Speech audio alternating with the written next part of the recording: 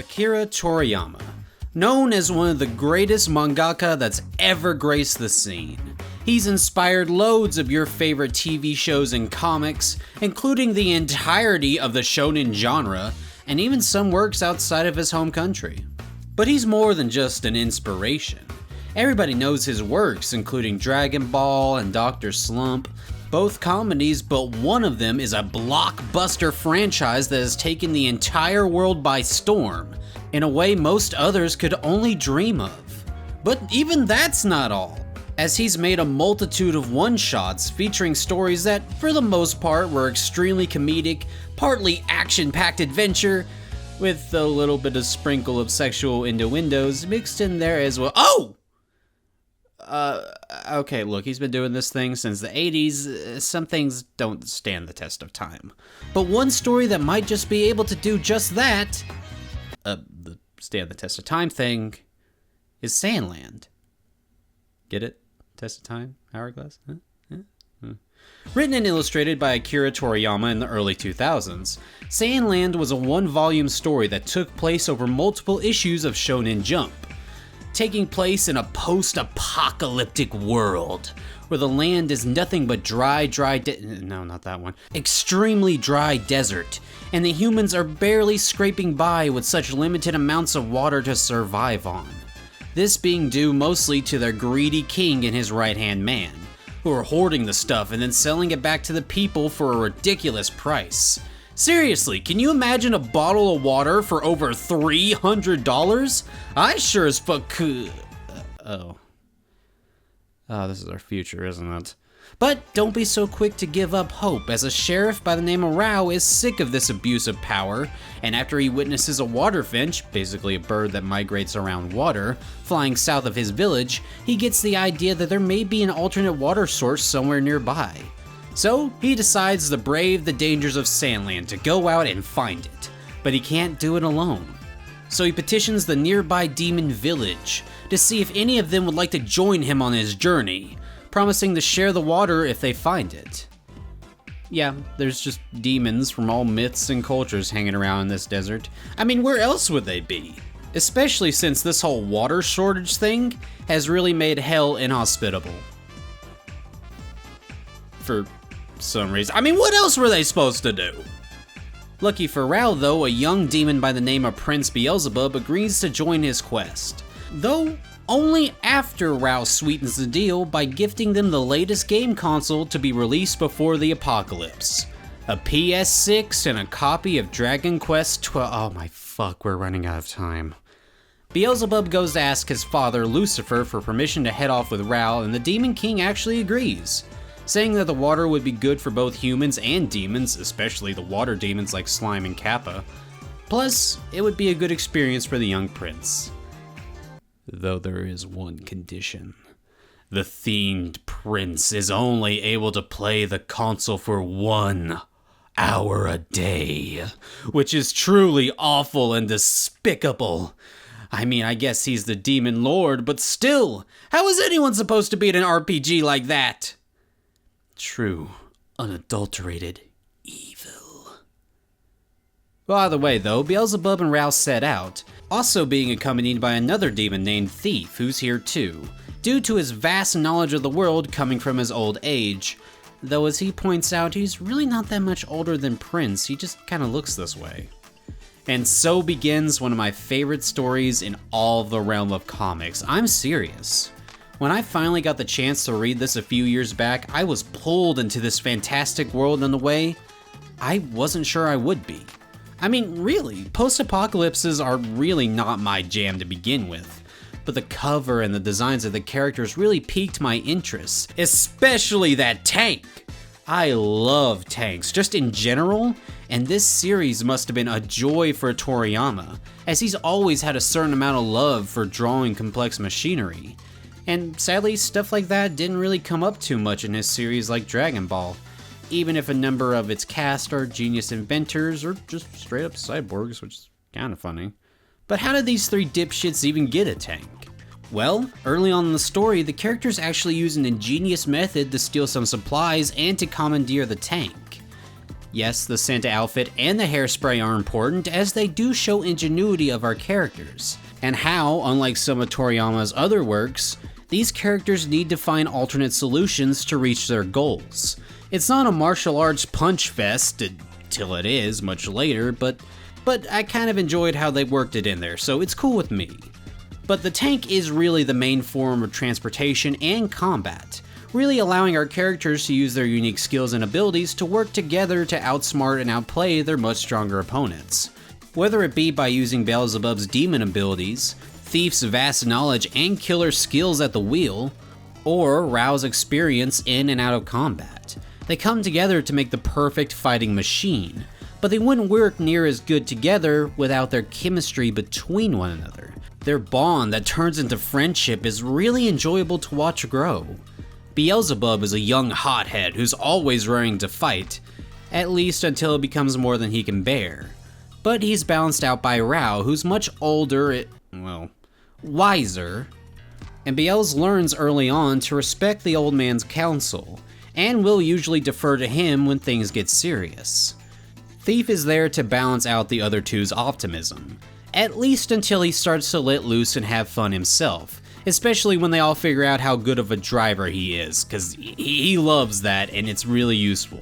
Otherwise, he kinda just acts as Beelzebub's best friend / nanny, and he's always hyping him up, including bragging on the prince's exceptional manners and really good education, which, pisses Prince off because demons aren't supposed to care about that stuff. Thief is also, really loyal and really prideful of the royal family, to the point where he gets really snappy when people don't use the correct honorifics or if they use nicknames for the royal family. But since Rao pretty much becomes another father figure to Beelz, he can't stop him from calling him Beelz, which pisses him off.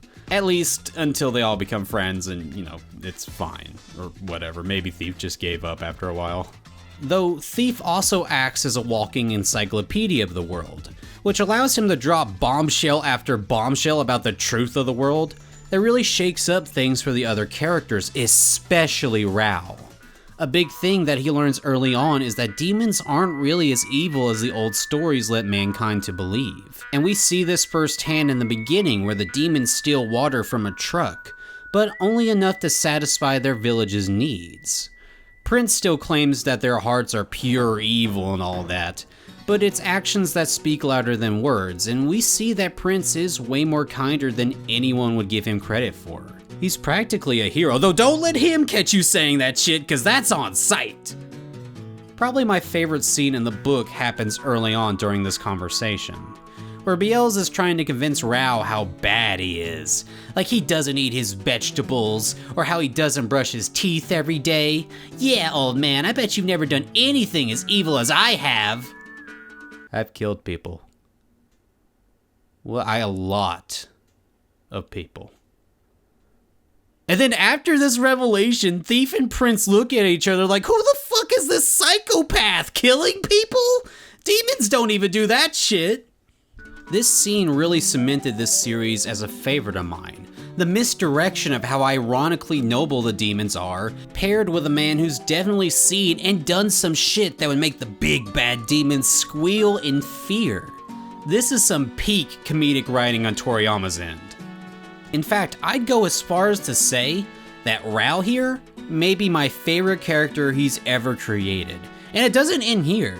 The other characters we meet along the way, from the goofy side villains, the swimmers, or the king's army general, are just as interesting and important to the story as our main cast, as they all go through their own arcs and develop to become more nuanced and interesting characters. And the world building is just phenomenal. In just a few short chapters, Toriyama sets up Sandland as this living, breathing world, ironically devoid of life. Through his amazing artwork and his writing, we learned so much about the world and how it's set up and ran by a corrupted monarchy, and how our heroes are gonna have to fight their way through to help the world, though violence isn't always necessary, as we see with Rao and his attempts to not harm the lower grunts of the king's army, or really anyone for that matter. Well, except for one man. But that's for a good reason. Sandland is truly one of my favorites, and after reading this wonderful manga, I was ecstatic and I was planning on making a whole video on it ASAP. But you know, life and school got in the way and I ended up having to put those plans on the back burner. And good thing I did, as when I watched the Summer Games Fest a few years ago, oh, my jaw dropped and I literally screamed, "Is that Sandland?" Hopefully it was a lot deeper than that.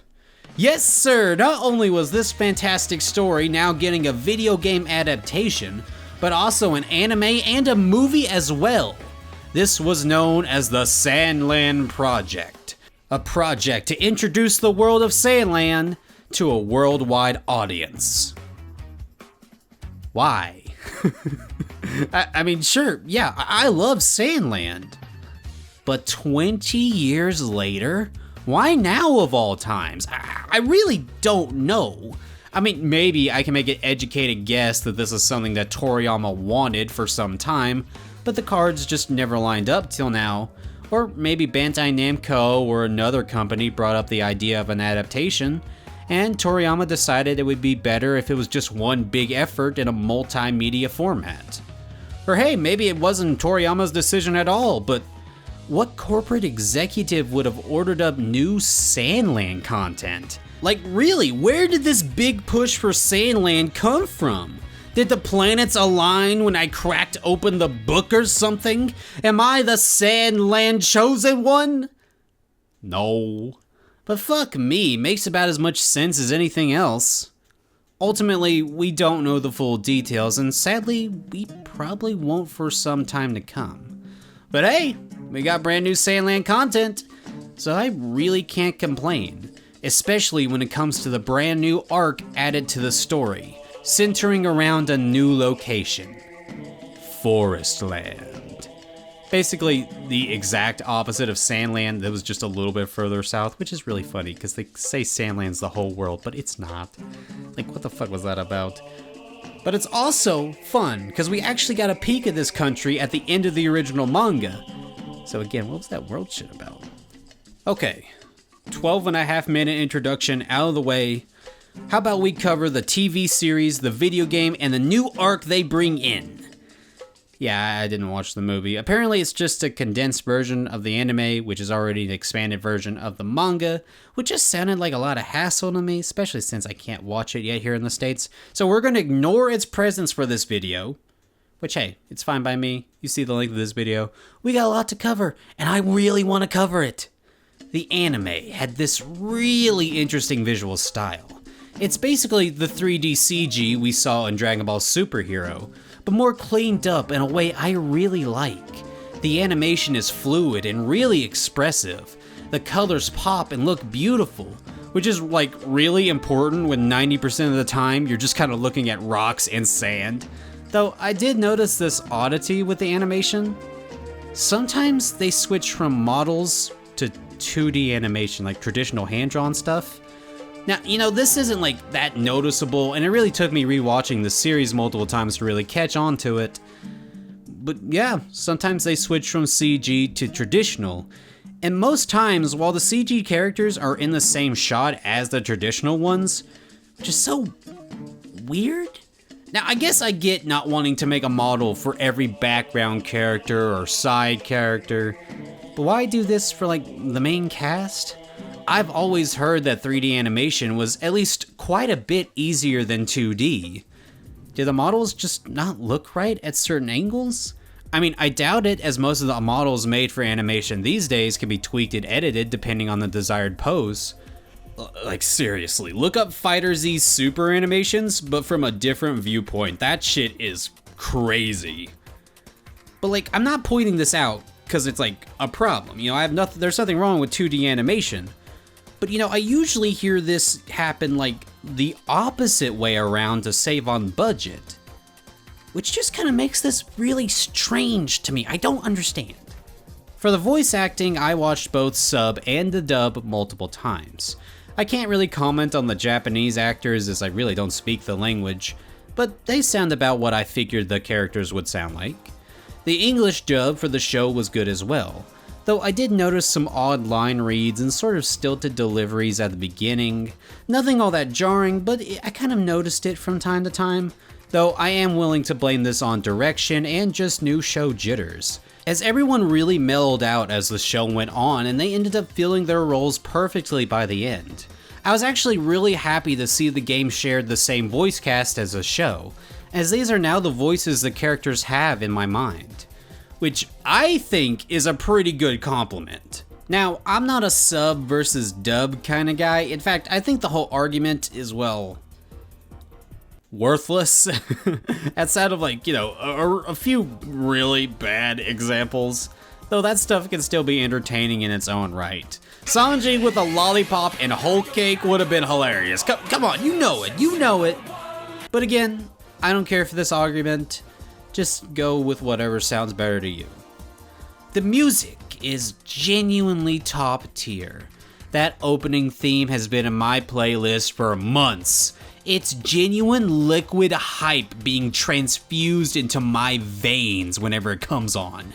And the animation perfectly matching the characters' goofy antics to the beat is amazing. And then the ending theme perfectly contrasts it with this calming, pastel-colored, fluid animation surrounding the water bottle. It's nice. And these two actually make hints towards and eventually change when the new arc starts, which to, include the new characters, which is really fun. Though I have no idea why this guy gets a spot in the opening. Who let you on the team, bro? What the fuck? As mentioned before, the anime basically extends on the manga's story, really filling out its, 6 Sandland episodes with new story elements and details, such as Rao deciding to ask the demons for help after he sees the child that BL's gifted water to earlier. Or, a little talent show among the demons to see who gets to go with Bells and Rao. It's still Thief, mind you, but this time it's really funny because he keeps pointing out about how the flying demons would be way more useful to bring along. Which, is something I thought of when I first read it, but Thief ends up being the best choice anyway, again due to his intelligence. And the fact BLs does enjoy his company. They're kind of like brothers, especially in that opening, and I think that's so endearing. And there's also an added in detail about Thief's obsession with hair trends. In the manga, it was just stated that he had used hairspray at some point, and that's why Rao was able to get a can to do the whole poison gas maneuver in the manga. But the anime just kind of makes it a whole thing. He loves hair, and he points it out when somebody has a hairdo he respects. The anime also changes, a few things around. Mostly for the better, but a few things are just not worse, just kind of odd. Most of it during the final battle of the Sandland arc, but again, not bad, just kinda strange. I do really want to discuss at least one spoilery topic, but I'm gonna save that for the end of the video, as I do wish for you, the people who haven't read or played or watched Sandland, to leave this video ready to enjoy it spoiler-free. And that includes the Forest Land arc. Basically, after bringing back all the water to Sandland, I'd put a spoiler tag on that, but come on, how else would that story have ended, really?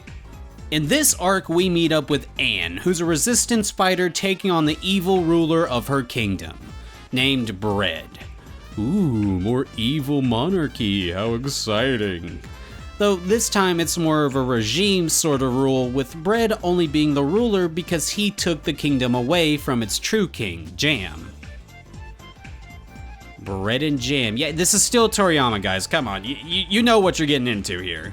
Though, I am a little bit surprised he didn't go the full 9 yards and include, butter or peanut butter. That's right there. The boys agree to help Anne after they save her from being attacked by some robots sent by Bread's forces. Now, of course, our 3 boys are heroes, though they never admit it, so of course they'd want to help Anne with her struggles. Though, when Anne starts telling them about, Bread's evil plan, Rao decides he has a really good reason to want to help her, as it's revealed that Bread is collecting aquanium, a rare explosive mineral that Rao has a long history with, and as such he won't let it be used for evil. Which it shall be, as Bread plans on reviving a long dormant super weapon named Garum, which he'll use to take over the world. Or, at the very least, as a good deterrent for his enemies. Oh, and Mooniel's here too. Mooniel, an angel who failed to eliminate all the demons, and now, unsatisfied with his weakness, wants to obtain the super weapon Garum to kinda satisfy his hunger for power and basically take over the world, wiping out all the demons in the process. He's the real big bad, with Bread just kinda sorta going along with his odd hero shtick, since they kinda benefit from working with one another, as Mooniel was actually the one to rally the Forestland citizens' hatred of demons to really push Bread's revolution to success, due to the king's, let's say, lax view on demons. Again, no spoilers. The new characters in Forestland are pretty fun, though I'm not sure why they added this guy to the intro since he's not really all that important in the grand scheme of things, or at least not as important as Anne, who pretty much boosts our main trio into the Quad Squad.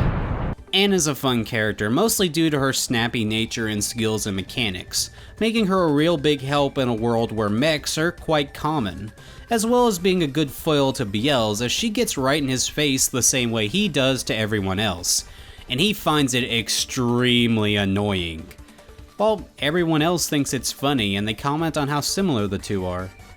I like Anne as a character, though I feel one of the big reveals about her just kind of falls flat, because you'd figured it would make her more useful in a fight, or at least give her some sort of special ability. I mean, she's an ace mechanic, but that's said to be from her father, so... I really like Anne, and she gets some incredible moments in the ending, but I still feel like there's more that can be done with her, you know? Bread is a pretty good antagonist. Yeah, that's it.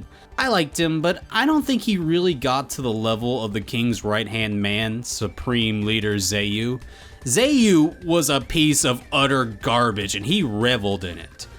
While Bread is, misguided, and he starts off with good intentions, about fearing Zayu's potential invasion of Forestland. That's why he wants the super weapon. But by the end, he's being manipulated by Mooniel so much that he becomes the threat he feared Zayu to be, making his eventual turn more impactful. Which, as a secondary threat, makes him a lot more interesting than this doughball who just bitched the whole series. Which, I guess is kind of the point. He's just a corrupt and completely useless monarch, which is really funny, so points for that. Mooniel, the real threat here. And he is so... Like I said, his hero shtick and the way he manipulates and lies his way to the top, as a deceitful angel is a fun twist since we know demons are the most part honorable, or at least decent people. But therein lies my problem. We really don't know shit about the angels and demons. Like, what we learned in the first arc was good enough for that story, but now that we have an angel that has a vicious hatred for demons, I kinda wanna know more, especially because no one else seems to share or really comment on this. Like, when Mooniel shows up to the demon village, the demons are only giving him like odd looks because he's in the air shouting at them, and how he's gonna kill them all! And even then, they're just like, oh, look at that guy, I wonder what he's up to. They don't even comment or react to the fact that he's an angel. So is this hatred like a one-sided thing? No, because the other angels don't seem to really care about the demons either, so I really don't know what Mooniel's deal is. Because clearly, there's no tension. Hell, at the end of the story, Lucifer calls the Archangel to just come pick Mooniel up after they defeat him. Yeah, your guy's just kind of walling down here. Do you mind picking him up? Yeah, sure, man, I can come get him. It's no big deal. So are they like on civil terms, like the demons and the angels? Because then I really want to know what Mooniel's deal is. Why does he hate demons? Where did the demon evil stereotype even come from? Is it just because they play pranks on humans? Is that really it? And how do humans react to angels? Is there like a worship system, or do they even know they exist? Because Mooniel hides the fact that he's an angel from the people of Forestland. So do they just lump them in with the demons? Why hide that fact? If they hate demons, wouldn't they, love angels because of the contrast? Mooniel and the demons, especially the two new demons in this story, could have really used some more time to explain the whole deal between the two species and how they relate to humanity. If we're having a demon versus angel thing going on, we need to know how that works in a world that's clearly not like our Earth. Overall, the Forestland arc is a really good time. Not as good as the Sandland plot, but I really liked it for what it is, especially what it adds to the story. And hell, the characters as well, especially because they give us Anne, and she's so fun. And the villainous duo, they work a lot better than the duo last time did. At least in like a duo sense. Zayu is still a huge piece of garbage and probably the best villain, in a singular sense. But I can't go into it too much here without spoiling, and I don't want to do that. It was really fun to see our characters finally mess around in something other than sand, however. And I love that Bells, Thief, and even Rao loosen up and really enjoy the water and the more vibrant location of Forestland. It's just kinda too bad we didn't have more time to really see them revel in it. The Sandland anime is really good, and I'd probably go as far as to say that it's better to watch the show than read the manga, if only for the extra details and the whole other arc added. Only problem though is that it's on Hulu, so get ready for $8 a month plus 14 minutes of ads every episode. Fuck me, I canceled my sub as soon as I got what I needed for this video. I can't wait for a Blu-ray or some other way to watch this show to come in the future. Ugh, streaming. Sandland the video game is way better than I had ever hoped for. Okay, so we don't have the time to really dissect this game like I usually do on this channel, so forgive me if this is a bit brief. Basically, the gameplay is an open world vehicle combat game with some light, and I mean light, character action. Think Bayonetta, but not, basically. Now, as many of you may or may not know, the open world genre was one I was obsessed with when I really got into it with Breath of the Wild in 2017, to the point where I wanted all games to be open world. Fast forward to today, and they all are, and I fucking hate it. Bland, boring, empty worlds with nothing to do, the same old tired shit like towers and micro fetch quests. Ugh. Go find a rock with a little piece of moss on it an hour away from here, you son of a bitch!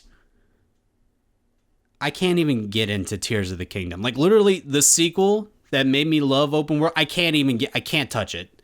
Like, my sickness of this genre is really bad. And Sandland, unfortunately, kind of falls to, like, the bland tropes. But I think it paces itself really well with how it's, structured, as to not make all this so monotonous. For the most part, it's your choice whether or not you need to do all this stuff, only really requiring you for story reasons or for its crafting system. Another thing that needs to stop showing up. But Sandland's version of all this is acceptable to me. The open world has plenty of interesting things for you to do, like bounties, which are fun, unique boss encounters, time trials / races, which, are given in a game with such an emphasis on vehicles, and the ancient ruins, which give you a bunch of goodies, and a look at the lore of Sandland. But we can get back to that later. The character action combat is fine. It's fine. Nothing all that special. You have skill trees and consumable items, which, is all good, though be sure to keep your side characters leveled up as well as BLs. Rao can really boost your firepower when it comes to more difficult fights, while also summoning a whole extra tank to fight alongside you, which was awesome. Thief helps you distract enemies and collect more items, which makes crafting a whole lot easier. And Anne can basically boost your vehicle's speed stats, as well as fully healing them when you get her leveled up. The character action wasn't the best I've played, but it certainly wasn't that bad either, especially compared to some other games I played. I wish that dodge was better though. Now the vehicles is where everything comes together. We got the Sandland favorites like the car and the tank, with the tank being my most used due to it being the best damage dealer in your arsenal, as well as getting all the best upgrades as you'd expect from the main vehicle from the manga, but you get way more of them too, like a super fast bike or an ATV, the hover car which helps you travel across the water, a Dragonball mech that lets you punch the shit out of people, and a fucking raptor. The raptor isn't all that great, but still, I'm so glad they injected a bunch of Dragon Ball tech into this game. We never get to see these shits anymore, which was really sad because Toriyama loved drawing and designing them. And I think his infatuation with vehicles was really inspired the teams at Bandai and ILCA to really push this aspect of the game. Also, there's a boss fight. And if you're a big fan of old Dragon Ball, you're gonna be out of your fucking mind when you see it. It made me so happy.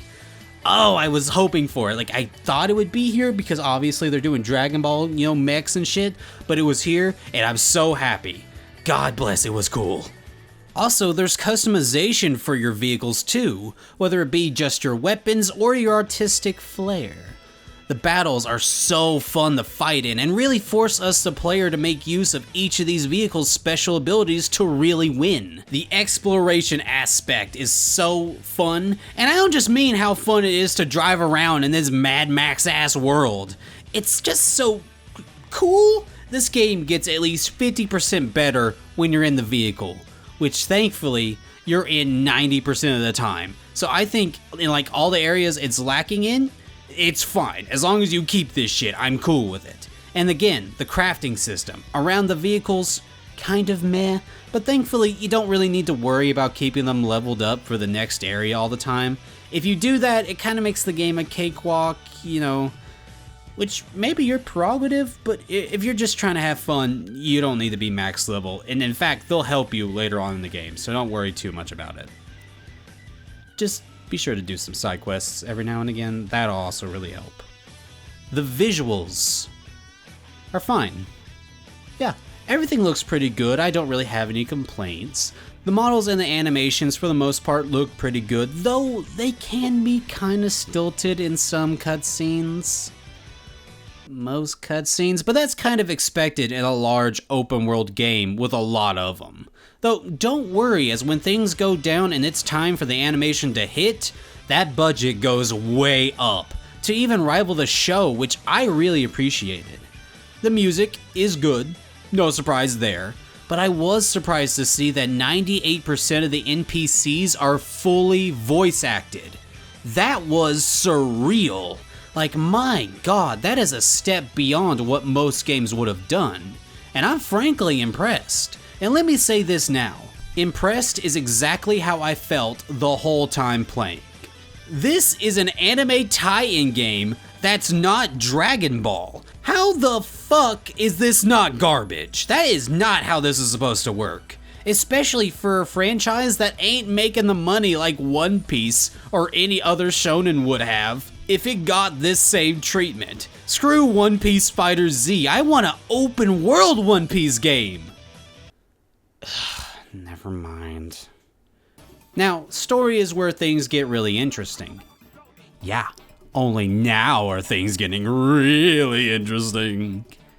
You remember those ancient ruins from before? Well, they are full of lore and seemingly show us some interesting hints and tidbits to the history of the world, adding more story to the experience. Yeah, every bit of this game is exactly like that. We get tons on tons of new information on lore, such as how the demons, were here on Earth way before humans were, and the Peachy people are actually from outer space, and their motherships are the same thing as Garum, and there is way more than one of those fucking things still around.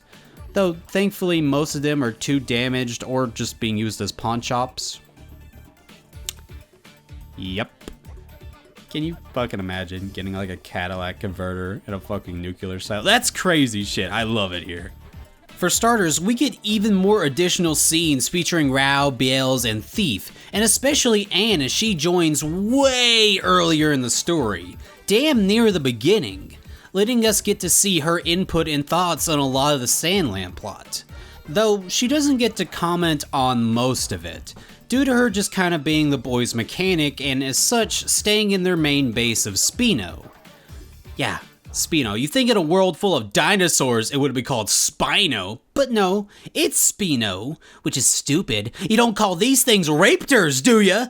But Spino is a rundown town where we get introduced to a majority of the new characters. As with each side quest completed, we bring a new resident to the dying town, as well as opening a new shop for us to buff our arsenal of vehicles with. Spino itself is a character in its own right, being a great example of the true strife of the people of Sandland, which was something the manga and the anime didn't really have the time to fully cover. But it's not all doom and how many times have I said but in this video? Oh my god. But anyway, it's not all doom and gloom, as Spino is constantly growing and becoming more lively due to our actions. And it's great to have a visual representation of the good that the boys are bringing to the dying Sandland, with Anne and her motivations of coming here being a bit more mysterious for the better half of the game. Though we do get to see Bells and co really suspect that there's more to her than she let slip. Of course, none of that stops her from being a main part of the family, and it was really nice to see them all get extra time with each other. Also, she gets a little apprentice named Pollock, who's a peachy, and I love him, he's great. The Forestland arc had quite a few changes in it. For the most part, it's an entirely different story.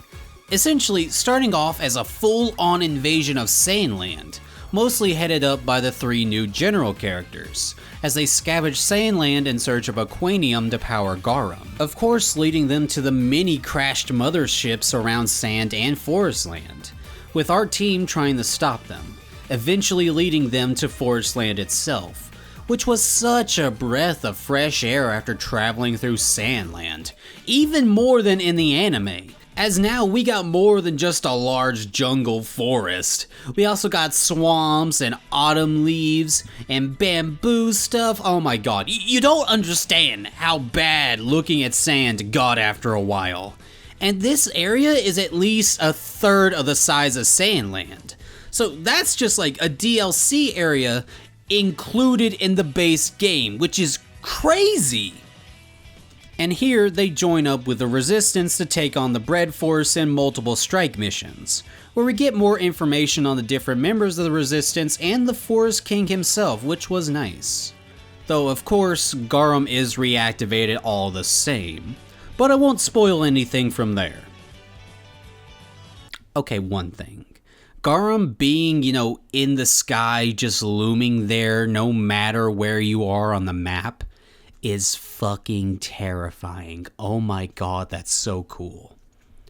Now, you're probably wondering what's up with all the differences in this version of Forestland compared to the anime. And I think I know what it is. Though of course, this is just speculation, to save my ass. You see, during Dragon Ball Super, Toriyama gave out notes to the anime and manga staffs, and they took the story from there. Which is why there's things like Gohan defeats Kefla in the manga, and Vegeta skips Super Saiyan God and goes straight to Blue in the anime. Toriyama gives them the plot points for stuff that has to happen, but how the teams get there is up to them. And I could feel that when I got to certain anime scenes in the game, and it kind of felt just kind of shoved into their narrative.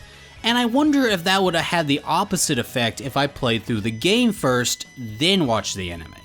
The new characters are really fun, and I really like the new generals. These two are just fun additions to the cast that give BLs a fun rival to fight and race with, or you just blow them the fuck up, man, I don't know, you do you. And this string bean is the scummiest scum to ever scum. Fuck this guy, I'm so glad you're the one character to die in the story. Yeah, we'll get back to that. But whoa, Mama Rosetta. Whew. Now this is a character. In fact, she's a big parallel to Anne. Helping matters the fact that they are at one time really good friends. But now they're on opposite sides of the Forest Land War. And they go places with Rosetta, and I was just not expecting it. Like, her and her cool-ass boss tank that you have to fight twice is cool enough. But they added the sauce of character development. Whoa! My actual reaction to her was like, damn. Damn! Damn. Love Rosetta, highlight of the Forest Land arc for me. What wasn't a highlight was goddamn Mooniel and that other character I won't spoil. They gut so much of their scenes that we don't even get to see She Who Shall Not Be Named's introduction and him death scenes. That is a plot important character. You can't cut her. And Mooniel might as well have just not been in the story. He's introduced so late into it. Him and Bread both, but where Bread still got his proper development, more so if we include Rosetta into the equation. But Mooniel gets less than the anime, and that was already a bit lacking. I mean, this game expanded on everything else. Why not the angel stuff? Mooniel and Bells don't even have a short introductory fight like in the anime. We go so far into this thing without the demon versus angel stuff even being a factor. It's weird. Like, how did you not? Why? Why? Fucking why? Overall, though, the game is absolutely amazing. Despite my grievances, and there are a few, it did a lot to expand on Sandland's story, adding many of its own interesting developments, characters, and lore, even giving the Sandland King a pretty cool moment where he leads the charge during the Forestland invasion. But this did come at the cost of Mooniel and What's-Her-Face. Otherwise, everything was amazing, and I was glad to spend more time with Anne, though I do still wish one aspect of her was more developed or at least touched upon. The gameplay is really fun, it has its highs and its lows, but for the most part, it's high, or at least medium.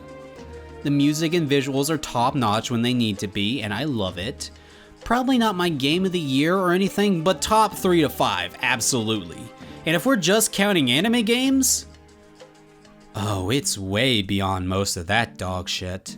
And AAA garbage, hell, quadruple A garbage as well. The game may not be the best way to experience the story for a first-time viewer, but if you're already infatuated with Sandland like I am, it's a must-buy. Especially if you can get it on sale, which this is an anime game, it's only a matter of time. And that's my, concise overview of the 3 ways to experience Sandland, aside from the movie. I hope from this video you can truly understand my passion for this story, and especially how I want all of you at home to experience it for yourself. This may be one of the best Toriyama stories, and it's sad that it's taken this long for it to take off in some way. Especially since Akira Toriyama passed away before he could see it. I like to think that this was all a bit of a passion project for him. Especially looking at that game with all the vehicles, combat, and gags. It's pretty much just his dream game. Especially with how much it takes its time to celebrate a lot of his works, and not just Dragon Ball. Rest in peace, Akira Toriyama. And thank you for all the fun times your stories have brought us. And as for you, I hope this video inspired you to try out one of my favorite works of the great master. If you want, please support the channel in any way you're comfortable with. And I'll see you all next time.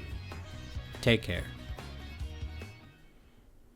Yeah, okay, I can't hold it in any longer. Turn off the video now because I'm going to talk some serious spoilers, especially around my main man, Rao. Because what an amazingly interesting character Toriyama has written. He starts as the typical heroic sheriff just trying to save his town. You know, like the whole old western cowboy stuff. But when him, Biels, and Thief are just chilling by the fire one night, somehow the topic of conversation comes around to the massacre of the Peachy people, which happened around 30 years back. And Thief's like, huh, That'd be the dumbest thing the humans have ever done. And Rao is like noticeably offended by that comment, and he gets up like, no way, the Peachy were gonna kill us all. And then like Thief just looks at him and he says, is that what humans believe? And then we get this massive fucking bomb drop. Because one, the Peachy were actually a race of super inventors and they were working on an infinite water making machine using aquanium. And two, we learned that Rao's real name is Shiva. General Shiva. The same man who led the charge that wiped out the entire Peachy race. Because he was a part of the king's army and Zayu wasn't happy that their little water bottle scheme was about to be ruined. So now Rao is like losing his shit because he basically just doomed all of Sandland and wiped out an entire race of innocent people. Thief and Biels are fucking dumbstruck by this news, and they try to help calm him down by telling him, it really wasn't your fault, but how the fuck do you live with that? Especially when the cherry on top is that the explosion didn't just wipe out the Peachy, it also killed all of Rao's battalion, like all of his men, everyone. And it didn't just hit there, because the explosion somehow also destroyed his hometown. In the process, killing his wife. Literally everybody he's ever known and loved are gone. Their deaths, hell, the Peachy's deaths. It was all for less than nothing. Rao is mortified. And then on the next morning, as they're about to go off to find the spring again, it's noted by Thief that something's different about him. And Biel sees right through him, and he knows that Rao is ready for some revenge on Zayu. The spring is still Rao's main goal, but Rao is not letting Zayu off scot-free. And like, what a dynamic and interesting character, especially when he meets the surviving Peachy and he resigns himself to set things right. And that is before they even forgive him for what he did. He brings them food, supplies, anything they want, he gets it for them. And when he learns about the Forestland army looking for aquanium, he immediately jumps to stop anything like what he did to the Peachy from happening again. My god, he is so cool. I genuinely believe this is my favorite character Toriyama has ever written. But I have one little complaint. Okay, so when Rao gets in touch with the radio stations and pretty much announces who he is and what he's doing, to make sure nobody gets in their way to save Sandland, he calls out Zayu specifically, basically saying that he's the only one he will never forgive for what he ordered him to do in the past, and the pain he put Sandland through in the present, and that when he sees him, it's on fucking sight. And that's bone chilling, cause Rao is not the killing type anymore. In all of his battles in this manga, he goes for all the non-lethal options, whether it be through dialogue, deception, or even by disabling enemy vehicles. He didn't even shoot the thugs that jumped him in the desert, even when he had a fully loaded gun right there on his shoulder. Rao isn't that guy anymore, though a lot of people still refer to him as Shiva because of course they do. He's always quick to correct them and make sure that it's clear that he prefers Rao now, because, he's definitely not Shiva anymore. But even still, they still call him Shiva, which bothers me, but that's not where I'm going with this. I'm going to the part in the anime and the game wherein Rao and Zayu are face to face. Rao pulls out the gun and has Zayu at his mercy. They both fuck this scene up. In the anime, they have this genuinely really cool fight scene. Rao aims his gun at Zayu and just shoots him. And he fucking survives, leaving Biels to be the one to PG kill him by punching him into orbit. In the game, it's so much worse. Zayu is on the goddamn dirt. Rao aims his gun at his fucking head, which is kind of hard to see. This is a really bad shot they did to set this. I really don't like how this looks right here. And he's got to shoot him, but he shoots beside his head. Are you fucking kidding me? And then when he gets back up, like, I'm going to kill you all. And Biels just punches him back into orbit again. Like, guys, Stop blueballing us. Let Rao kill him. Both times I got really excited to see him turn his brains into a stain on the dirt, and both times I'm disappointed. Especially because in the manga, Zayu dies from a shot by General Ra in his tank. And I won't go into his story, but it's a fine end. Like, even Rao goes, yeah, you got just as much reason to kill him as I do. Especially in the game where it's revealed that Zayu groomed Ra to be his little fucking puppet. But even in the manga, it struck me as odd that Rao didn't get his revenge on the guy that the fucking demons see as more evil than they are. And you know how prideful that bunch is. It's the most missed opportunity like ever. Like, fuck me, just let him do it. This is definitely not the first time we've seen somebody die from a gunshot in this art style. Hashtag let Rao shoot a bitch. We need this bad, Namco, Shueisha, whoever the fuck owns this.